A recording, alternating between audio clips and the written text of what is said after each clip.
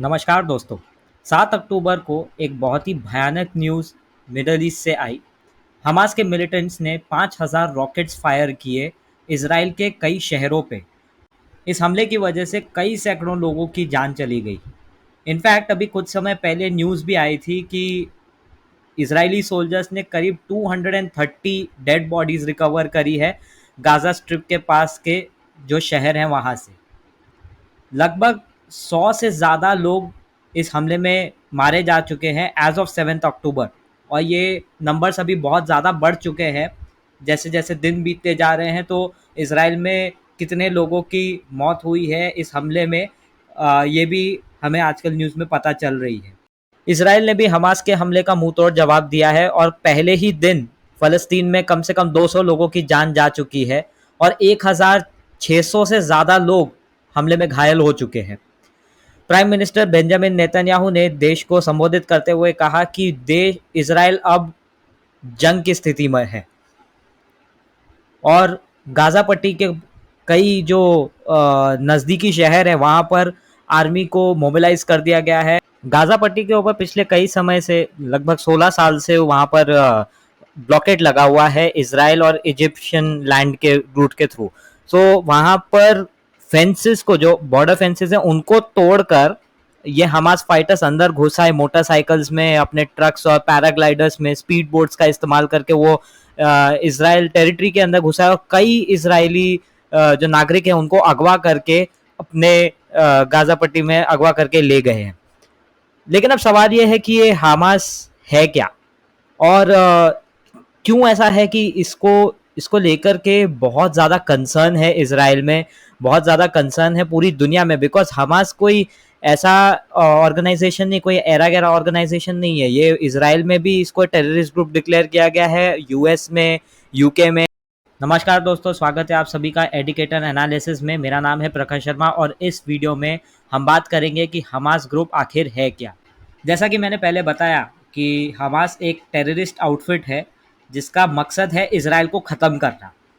ये इस बात में नहीं मानते कि इसराइल और फ़लस्तीन दो अलग देश मिलकर रह सकते हैं या दो अलग देश अलग होकर रह सकते हैं। इनका मानना है कि इसराइल नक्शे में होना ही नहीं चाहिए। तो ये एक बैंड टेररिस्ट आउटफिट है। हालांकि फ़लस्तीन में ये दो मेजर पॉलिटिकल पार्टीज़ में से एक है हमास। इस ग्रुप की स्थापना हुई थी 1980 में, जब पहला फ़लस्तीनियन रेवोल्यूशन या इंतिफादा जो कहा जाता है, मेरी प्रोनाउंसिएशन रॉन्ग हो सकती है तो उसके लिए माफ़ कीजिएगा।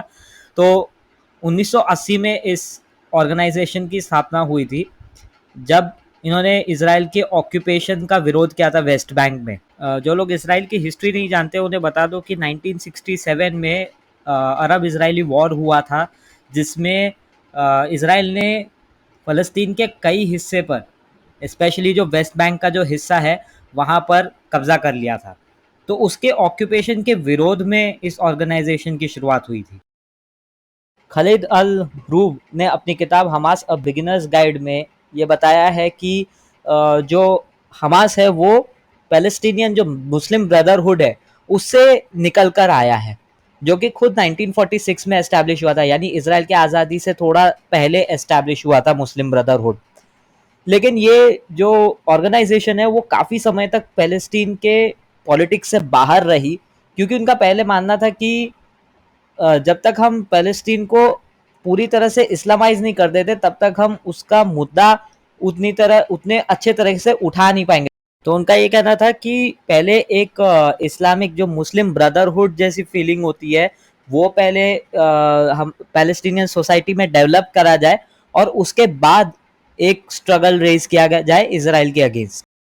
तो जैसा कि आपने रिसेंटली देखा भी है कि हमास ने कैसे वायलेंट तरीके से इसराइल को क्रश करने की कोशिश करी है।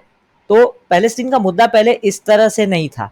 पहले ये बहुत शांतिप्रिय ढंग से सुलझाने की कोशिश करी जाती थी, at least from the Palestinian side, not from the Arabs. पर पहले कोशिश ये करी गई थी कि इसको नॉन वायलेंट तरीके से सुलझाया जाए। लेकिन जब ये ऑस्लो अकॉर्ड्स जब साइन होने को थे, तो जब पता चला कि किस तरह से पैलेस्टीनियन लिबरेशन ऑर्गेनाइजेशन एक तरह से बहुत वीक अपने आप को पोर्ट्रे कर रही है, तब जाकर के हमास को लगने लगा कि ये जो हो रहा है उनके साथ वो सही नहीं है। हमास का कहना था कि पीएलओ एक बहुत ही वीक ऑर्गेनाइजेशन है, लेकिन क्यों? इसके दो मेजर कारण थे।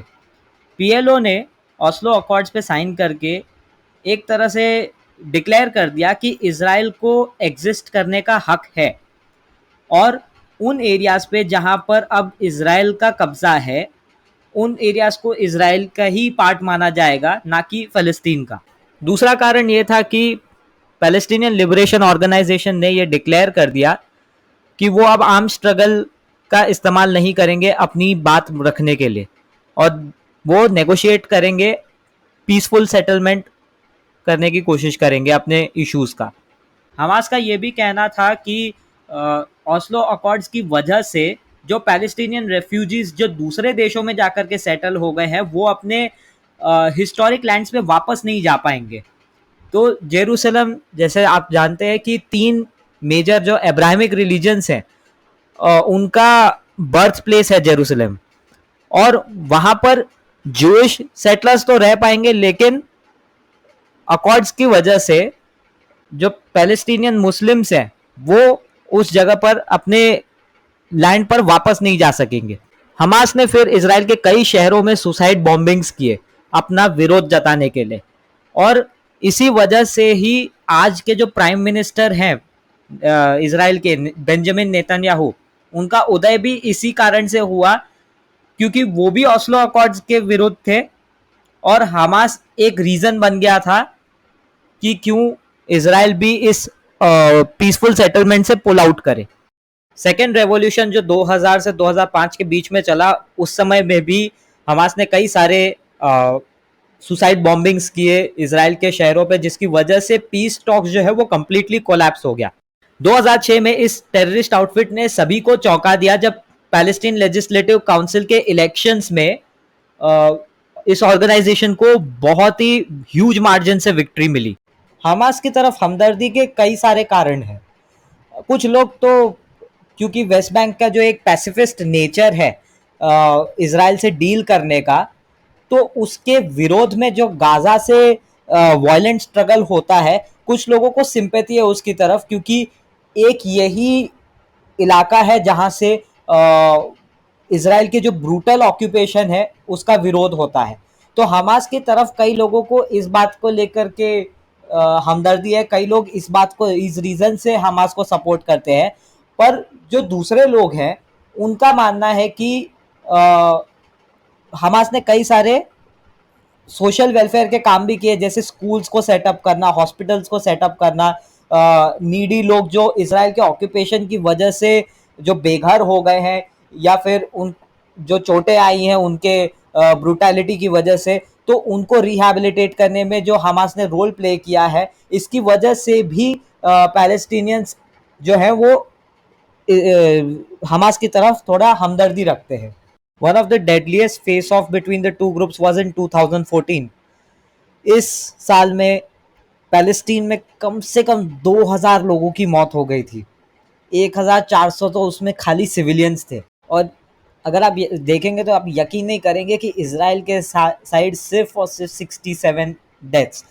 डेथ हालांकि डेथ ही होती है, लेकिन फिर भी आप एक कंपैरिजन देख सकते हैं कि इसराइल किस तरह से क्रश कर रहा है पैलेस्टीन को। और अभी कुछ साल पहले अल अक्सा मस्जिद में जो वाकया हुआ था, जिसके बाद हमास ने उस समय पे भी कई सारे रॉकेट्स फायर किए थे इसराइल पे। हालांकि उस टाइम पे आयरन डोम जो मिसाइल डिफेंस सिस्टम था, उसकी वजह से इसराइल के साइड पे कोई कुछ खास ऐसा नुकसान नहीं हुआ था। हालांकि इस बार ये आयरन डोम सिस्टम भी फेल हो गया है। हालांकि उसके बावजूद भी सब लोग ये बात जानते हैं कि अब जब इसराइल रिटेलिएट करेगा तो पैलेस्टीन के लॉसेस इसराइल से भी कई ज़्यादा होने वाले हैं। और अभी जो रिसेंट फ्लेयर अप हुआ है बॉर्डर पे, इसके पीछे हमास का कहना है कि ये रिटेलिएशन है उस 16 ईयर ब्लॉकेड का जो इसराइल ने इम्पोज किया है गाजा पट्टी पर। उसके अलावा जो पहले अल अक्सा मस्जिद पे जो वायलेंस हुआ, उसके ऊपर उसके रिटेलिएशन में ये हमला हुआ है। और जो पैलेस्टीनियन सेटलर्स हैं उनको जो एविक्ट किया जा रहा है लीगल मीन्स से, अगर आप न्यूज़ पढ़ रहे होंगे तो पिछले काफ़ी समय से इजरायली सिविलियंस जो है वो इलीगल तरीके से पैलेस्टीनियंस को अपने घरों से निकाल रहे हैं और खुद वहां पर जाकर के बस जा रहे हैं। जब पैलेस्टीनियंस अपने हक के लिए कोर्ट पे जाकर के शिकायत करते हैं इस चीज का, तो इसराइल की कोर्ट जो है वो जूइश पीपल का ही साथ देती है बजाय पैलेस्टीनियंस का। तो इसके विरोध में हमास ने ये हमला किया है। हालांकि भाई एनी एंगल किसी भी तरीके से इस हमले को जायज नहीं ठहराया जा सकता। सो आई होप इस वीडियो के थ्रू आपको समझ में आ गया रहेगा कि हमास असल में है क्या और ये जो रीसेंट टेंशन्स हुई हैं वो किस कारण की वजह से हुई है। आई होप आपको ये वीडियो पसंद आया होगा। कमेंट करके हमें ज़रूर बताइएगा। लाइक करें, शेयर करें, सब्सक्राइब करेंगे और हम आपसे मिलेंगे अगले वीडियो में ऐसे ही किसी इंपॉर्टेंट इशू को डिस्कस करने। Thank you very much.